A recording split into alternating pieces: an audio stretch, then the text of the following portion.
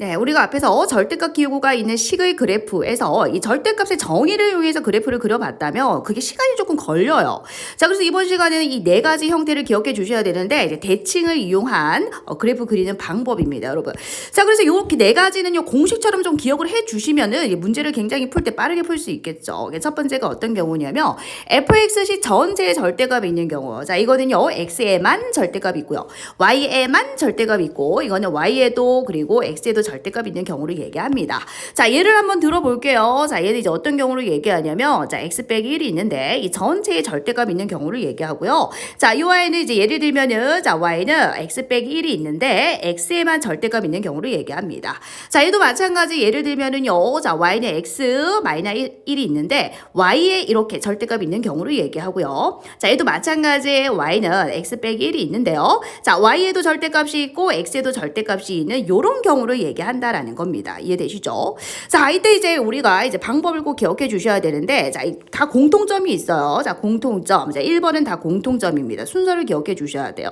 절대값을 빼는 거야. 이 절대값 뺄 수 있겠지. 자, 그럼 우리가 잘 알고 있는 y는 x-1의 그래프를 그린다라는 겁니다. 이것도 똑같아요. 1번은 똑같습니다. y는 x 빼기 1, 다시 말해 절대값을 빼보세요. 그러면 똑같이 y는 x 빼기 1이 나오죠. 자, 똑같이 절대값을 다 빼보세요. 그럼 y는 x 빼기 1이라는 요식이 나오죠. 자, 이 아이의 그래프를 그리는 것은 다 똑같이 우리가 알고 있는 내용입니다. 그래서 자, 이렇게 y는 x-1, y는 x-1, y는 x-1의 그래프를 다들 그릴 수 있지 않습니까? 그죠? 자, 그럼 이제 두 번째는 어떻게 하냐니까, 여러분 이거 절대값이 이제 y값이 절대값이라는 것은요, 이 값이 절대로 음이 될 수 없다라는 얘기죠. 그래서 이 아랫부분을 뒤집어서 올린다. 자, 여러분 기억할 수 있겠어? 아랫부분을 자, 뒤집어. 여기까지만 적을까요? 자, 이 아랫부분을 뒤집어서 올린다 이 소리입니다. 이렇게 기억하시면 되겠죠. 자, 그러면 이제 2번하고 3번은, 여러분 2번을 정확하게 이제 기억하시면은 3번은 자동으로 할 수 있고요, 4번도 자동으로 할 수 있습니다.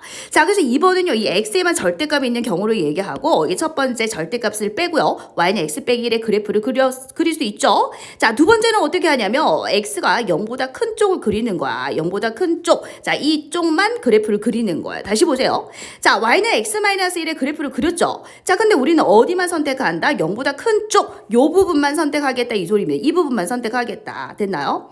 자, 그러면은 얘는 이제 반대로 생각하시면 됩니다. 이제 반대로 어느 부분을 선택해? 얘는 반대로 y가 0보다 큰 쪽을 선택하면 된다 이 소리입니다. y가 0보다 큰 쪽을 우리 선택 한번 같이 해봅시다. 자, 이거는 이제 x가 0보다 큰 쪽 선택하고요. 자, 이거는 y가 0보다 큰 쪽을 선택한다. 이게 반대로 기억하시면 된다라는 거예요. 자, 그런 다음에 이제 세 번째입니다. 이게 세 번째는요, 이제 어떻게 할 거냐면 얘는 y축 대칭을 시킬 거예요.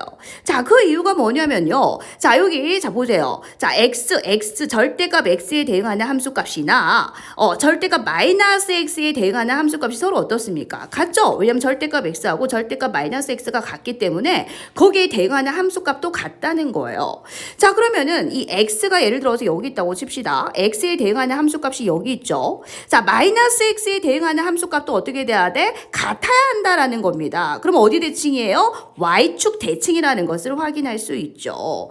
자, 그래서 x가 0보다 큰 쪽을 선택했죠. 이 부분을 어떻게 해라? y축 대칭시키면 된다. 그럼 얘는 반대겠죠. 얘는 반대로 어디 대칭시키면 돼요? 얘는 반대로 x축 대칭시키면 된다라는 거죠. 그래서 얘들아, 이거 하나를 제대로 외우면요, 이거는 반대로 기억하시면 되는 거예요. 자, 4번도 마찬가지입니다. 4번은 x의 절대값이 있고 y의 절대값이 있으니까 이것도 만족하고 이것도 만족해야 되는 거 아닙니까? 그쵸? 자, 그래서 두 번째가 뭐냐면요, 두 번째 다시 보세요. 이건 x가 0보다 큰 쪽, y가 0보다 큰 쪽이죠. 자, 그럼 4번은 이것도 만족하고 이것도 만족해야 되니까 그지? x가 0보다 큰 쪽, y가 0보다 큰 쪽을 선택하는 겁니다, 여러분. 그래서 요 1, 4부분 부분 보이시죠? 요 부분을 선택을 하는 거야. 자, 그런 다음에 아까 x의 절대값 있는 경우 y축 대칭시킨다고 했죠? 자, 그래서 이 부분을 y축 대칭시키라고요. 됐나요? 자, 그 다음에 이제 y의 절대값 있는 경우 어떻게 한대죠? x축 대칭시킨다고 했죠? 좀 전에 이 그린 거 보이시죠? 이거를 그대로 x축 대칭시켜 주시면 돼요. 되는 거예요. 됐니? 자, 그래서 이제 이거는요. 자, X축 대칭 순서는 상관없어요. X축 대칭 시키고 자, 그 다음에 Y축 대칭을 시키면 된다라는 겁니다. 순서는 상관없습니다. 다시 보세요. 자, 1, 4분면 그렇습니다. 자, X축 대칭 시키면 이렇게 되겠죠? 요런 모양 되겠죠? 자, 그럼 요 녀석을 다시 Y축 대칭 시키면 여러분 이렇게 되지 않습니까? 그죠? 자, 그래서 여러분 우리 정확하게 기억해 줘야 되는 건 요 두 가지고요. 자, 그럼 3번하고 4번은 요 2번을 응용을 해서 자동으로 기억을 할 수 있다라는 거죠.